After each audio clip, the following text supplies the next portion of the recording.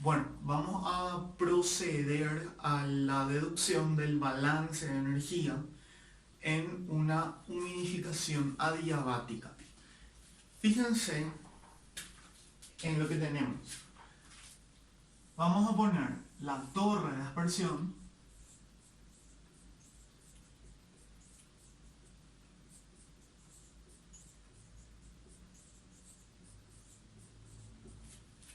en la entrada. Voy a usar la misma nomenclatura que usa el libro, entonces va a ingresar una masa de aire seco con una humedad a la cual le voy a expresar como flujo másico. Es decir, va a entrar con una masa W1 de agua. Ojo que MW1 es vapor, es el vapor contenido en el aire. Luego, también ingresa una masa 1 de agua líquida y a la salida lo que tenemos es la misma masa de aire seco con una humedad de ¿cuánto? Y se supone que esta agua líquida le proporciona humedad al aire, entonces la humedad de salida va a ser MW1, que es la que tenía nomás luego, más MWE. A esto el libro le llama masa de agua evaporada.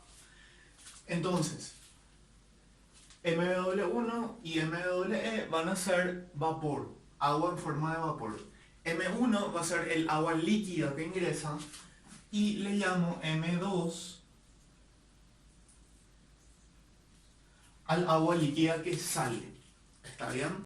De paso, me olvidé de comentarles, las suposiciones las tengo escritas acá y a la hora de hacer el balance las voy a utilizar.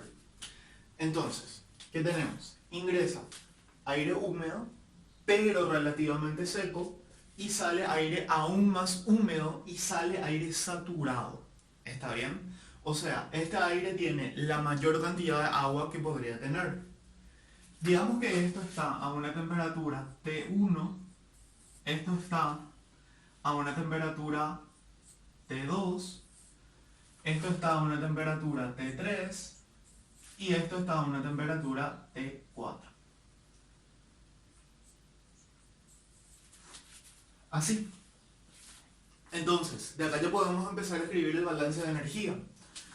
¿Qué es lo que sé? La variación de energía cinética más la variación de energía potencial más la variación de entalpía es igual a calor más trabajo. Ya que es un sistema en estado estacionario, esto conviene ponerlo en forma de flujo. Bueno, si esencialmente hay un cambio de calor, entonces decimos que tanto la variación de energía cinética como la variación de energía potencial se hacen despreciables. No hay ninguna turbina, no hay nada que le aporte trabajo, no hay paredes móviles. Entonces este trabajo también se hace cero. Y a la vez el sistema es adiabático. Entonces calor igual a cero. ¿Qué es lo que me queda al final? Me queda al final que delta H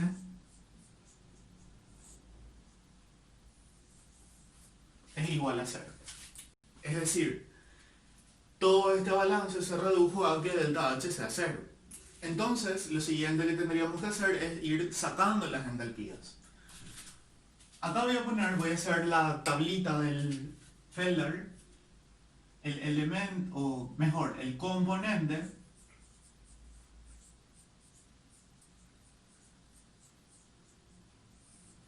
tres componentes tengo, o sea, en realidad dos nomás luego, aire y agua. Pero voy a poner de la siguiente manera. Primero le voy a tratar al aire seco en sí, o sea, exclusivamente al aire seco. Luego, al vapor, solamente para que el balance me quede igualito a como hace el libro, voy a dividir el vapor por un lado en MW1, que es esto, vapor es esto, y MWE, Es decir, exclusivamente el agua que cambió de fase. Y luego le tengo al agua líquida. Así. Entonces, esto va a estar en la entrada y en la salida.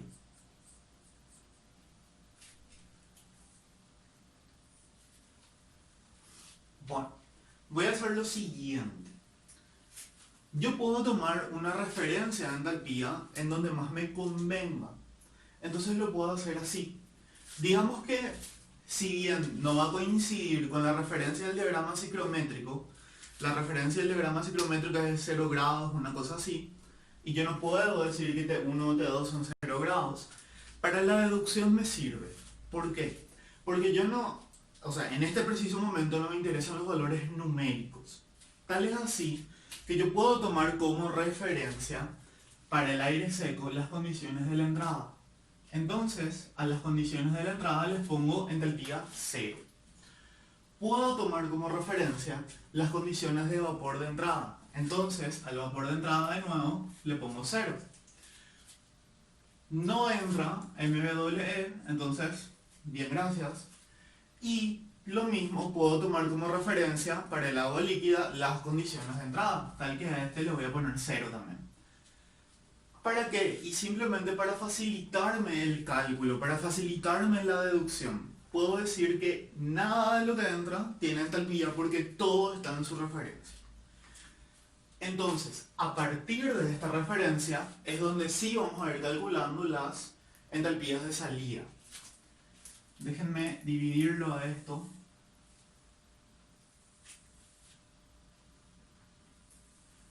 Para que quede un poquito más ordenado. Así.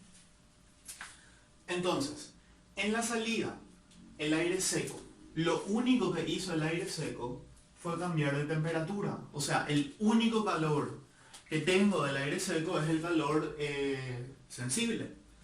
Tal es así que la entalpía del aire seco va a terminar siendo integral de Cp de T. Así. Todavía no voy a aplicar ninguna restricción, entonces vamos a ir escribiendo los casos más generales primero. Segundo, a MW1, si se fijan, le pasa exactamente lo mismo. Ingresa MW1 a una temperatura 1 y sale MW1 a una temperatura 3. Entonces, el cambio de entalpía, o en este caso la entalpía de MW1, también va a terminar siendo integral de Cp por la variación de temperatura. Ahora, a MWE, si ustedes se fijan, ingresa no como MWE, sino que ingresa formando parte de M1. Acá repito, parte de esta agua va a la mezcla aire-agua. Entonces, MWE inicialmente estaba acá y estaba en forma de líquido. Lo primero que voy a hacer para MWE es llevarle hasta la temperatura T3 sin transformarle de fase primero. O sea, va a sufrir un cambio sensible de temperatura para llevarle de T2 a T3. Una vez en T3, lo que se hace es evaporar, porque si te fijas, esto sale como vapor. Entonces, a esto le tendría que sumar la entalpía específica de vaporización del agua. Para el agua líquida, que entró como líquido y salió como líquido, hay simplemente un cambio de temperatura desde T2 hasta T4. Entonces acá, la entalpía del agua simplemente y de nuevo se hace Cp de T. Así. Entonces, calor sensible, calor sensible, calor sensible más calor latente y calor sensible.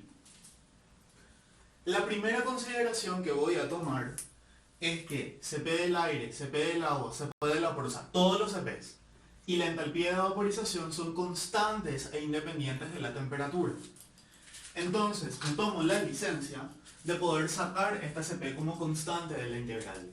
Tal es así que me va a quedar Cp del aire seco por la variación de temperatura, que en este caso sería T3 menos T1. Ojo que el aire se enfría, esta entalpía me termina saliendo negativa. T3 menos T1.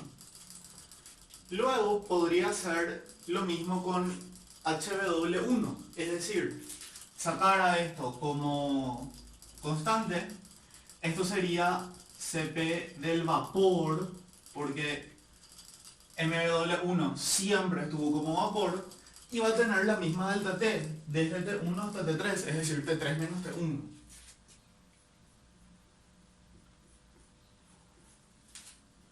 Luego, antes de sacar esto como constante, voy a ir a la segunda suposición, que me dice, el cambio de entalpía del agua sin evaporar es despreciable en comparación con la entalpía de vaporización. ¿A qué se refiere con el agua sin evaporar? El agua que entró como líquido y salió como líquido. Es decir, esta entalpía de aquí, el cambio de entalpía del agua líquida, es despreciable en comparación con la delta H de vaporización, y eso está bien. ¿Por qué? Porque la delta H de vaporización está en el orden de 2500 kJ por kilogramo. Sin embargo, esto estaría más o menos en el orden de 4 por un puñadito de delta T. O sea, yo estoy teniendo aproximadamente 2500 menos 40. 2500 menos 50. Entonces, este cambio de entalpía directamente ya lo voy a despreciar. Directamente ya no aparece el agua líquida en mi balance de energía. Si hubiera algún sólido, va a pasar lo mismo. Su cambio de entalpía va a ser despreciable. ¿Qué más? El calor necesario para llevar la temperatura del agua líquida es despreciable. Para elevar, la temperatura del agua líquida es despreciable con el calor de vaporización. Y se refiere a esto. Si se acuerdan, lo primero que hice fue elevar, o sea, cambiar de temperatura de esta agua de T2 a T3 y después recién hicimos la vaporización. Entonces, este calor sensible también es prácticamente cero, ocurre lo mismo con respecto a esta entalpía de vaporización. ¿Qué es lo que tengo entonces? La entalpía específica del aire seco se reduce a Cp por la diferencia de temperatura. La entalpía específica de W1, que es el vapor que acompaña al aire, el que entra como vapor y sale como vapor, se reduce a Cp por la diferencia de temperatura. La entalpía del agua evaporada se reduce a su entalpía de vaporización y la entalpía del agua líquida se desprecia.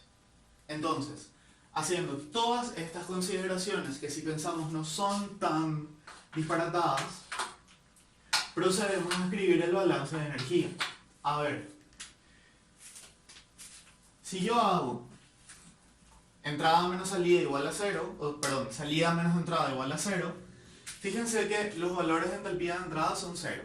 Entonces simplemente me voy a concentrar en los valores de entalpía de salida. El primer componente va a ser el aire seco. Entonces voy a tener acá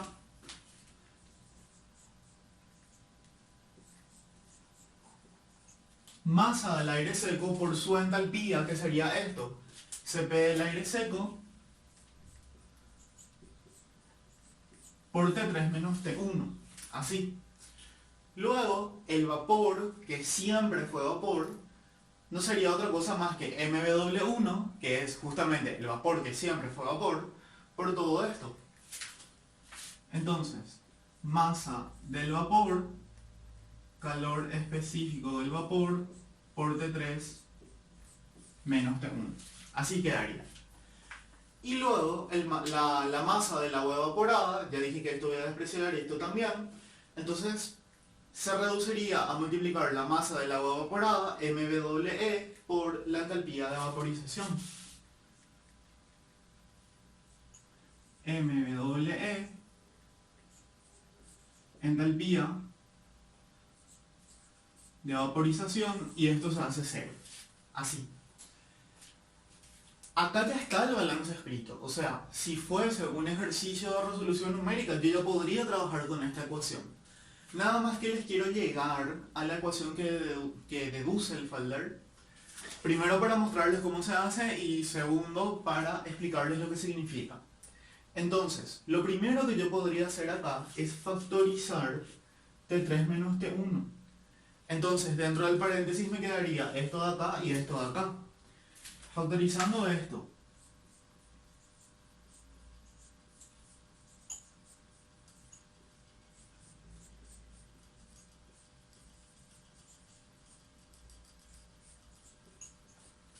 me queda así. Y a este todavía no le voy a tocar.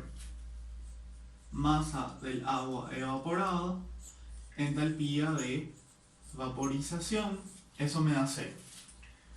Bueno, le dejo a este término de este lado de la igualdad y paso todo este chorizo del otro lado, restando. Si yo le dejo a MWE entalpía de vaporización y paso todo esto acá, lo que voy a hacer es, en vez de colocarlo en negativo, le voy a dar la vuelta a esta resta. O sea, en vez de escribir T3 menos T1, al otro lado le voy a escribir T1 menos T3. Entonces tengo masa del aire seco, Cp del aire seco, masa Pw1, Cp del vapor, por, dijimos, T1 menos T3. Así. Luego, otra cosa que podría hacer es pasar esta entalpía de vaporización dividiendo y eliminar las masas de acá. O sea, eliminar por lo menos la masa de aire seco de acá.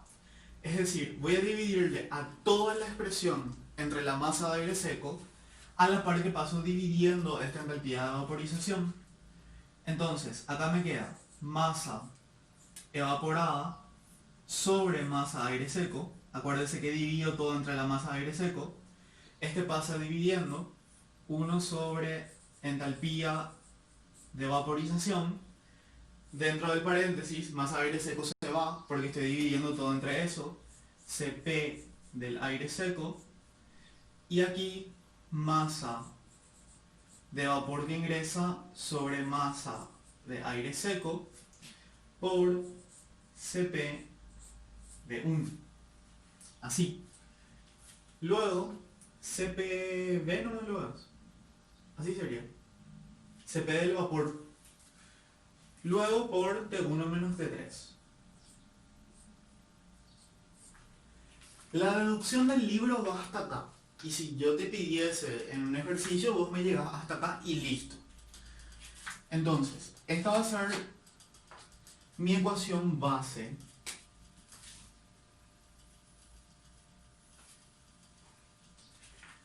Pero la cuestión es que yo puedo seguir transformando esto para que se entienda un poco más la física de esta ecuación. O la termodinámica de esta ecuación. ¿Cómo? Primero, ¿qué es MWE?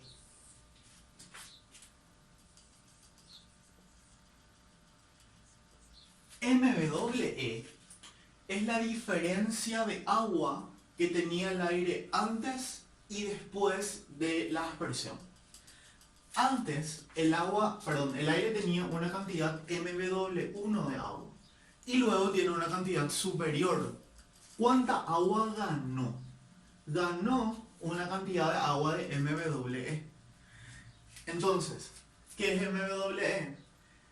La humedad, pero expresada en kilogramos, no en humedad absoluta. La humedad de salida menos la humedad de entrada.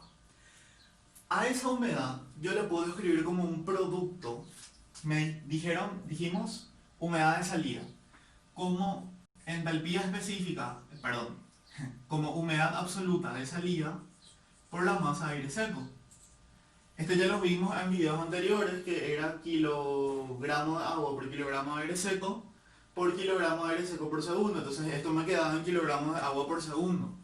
era la cantidad de agua que tiene el aire a la salida, menos, y hago lo mismo,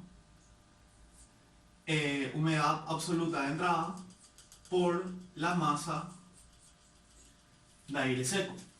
¿Está bien? Si yo lo divido todo entre masa de aire seco,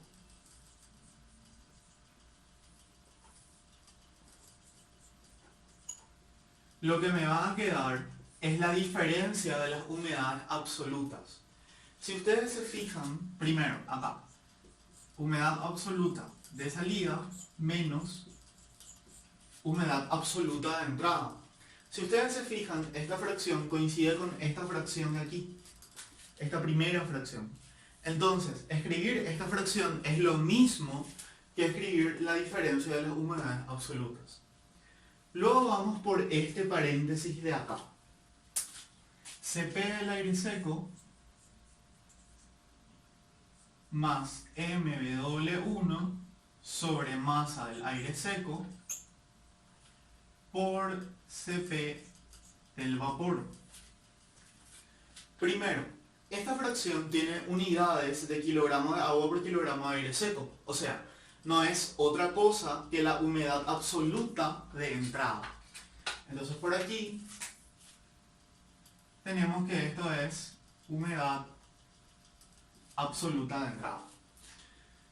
Por un lado. Por otro lado, si se fijan en la expresión completa, y les dejo medio de tarea deducir cómo, esta expresión funciona como una Cp ponderada.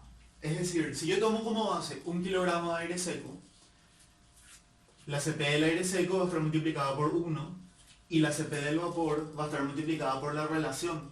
Tomando, repito, como base 1 kilogramo de aire seco, esto me queda una Cp promedio, una Cp de mezcla, pero por kilogramo de aire seco del aire húmedo. O sea, me queda una Cp de mezcla del aire húmedo tomando como base 1 kilogramo de aire seco. O sea que a todo esto yo simplemente lo puedo escribir como el Cp del aire húmedo. Haciendo estos intercambios acá, para que me quede una cosa más simple, le digo que esta fracción es la diferencia entre la humedad absoluta de salida menos la humedad absoluta de entrada. En vez de todo este paréntesis, puedo escribir simplemente Cp del aire húmedo, que es esto. Abajo va la entalpía de vaporización. Y acá me va a quedar T1 menos T3.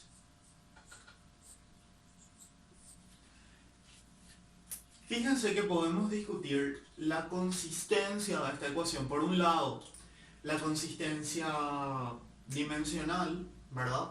Esto esencialmente, o sea, si vamos por las dimensiones, es kilogramo sobre kilogramo, o sea, es como si fuera que no tiene unidades. Esto tiene unidades de energía por masa y temperatura, o variación de temperatura, y esto tiene unidades de energía por masa. O sea, haciendo la conversión de esto me queda unidades de inversa de temperatura, que multiplicado por unidades de temperatura me da una cosa dimensional, o sea, es consistente dimensionalmente. Por un lado. Por otro lado, podría despejarle, por eso dejé un espacio acá, podría despejarle a esta delta T, es decir, pasar multiplicando la entalpía de vaporización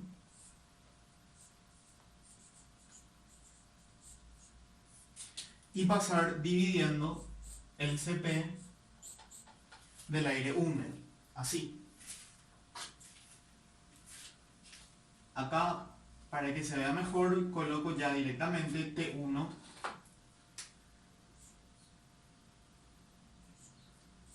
menos T3. Primero, a T3 se le llama temperatura de saturación adiabática. ¿Por qué?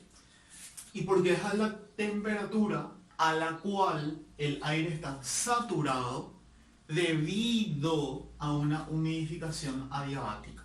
O sea, el proceso es adiabático y el aire sale saturado. Entonces, la temperatura a la cual ocurre eso se le llama, y les anoto, esta temperatura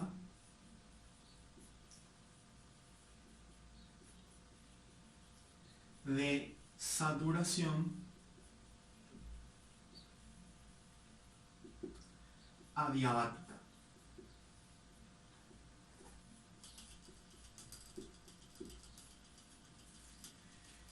Y es súper importante, vamos a ver enseguida por qué. A ver, una segunda consistencia que yo podría sacar de esta ecuación es la consistencia física o la consistencia termodinámica. ¿Qué pasa? Primero veamos la relación entre esta delta y esta delta. ¿Qué pasa si el aire ingresa muy seco? Si el aire ingresa muy seco, lo que tiene que pasar es que para llegar a la saturación, porque I de salida y de saturación, tiene que absorber mucha agua. Es decir, se tiene que evaporar mucha agua. Para que se evapore mucha agua, el aire tiene que enfriarse en una cantidad mayor. Cuando aumente esta diferencia de humedades, el aire se tiene que enfriar hasta una temperatura más baja. Es decir, si aumenta esta delta, también aumenta esta delta. O sea, hasta acá es consistente con esto. Repito, si el aire de entrada está relativamente seco, esta diferencia se hace más grande. Y para poder compensar ese calor, el aire se tiene que enfriar mucho. Cuando el aire se enfría mucho, esto también disminuye, tal que esta diferencia se hace más grande. Luego, por la entalpía de vaporización.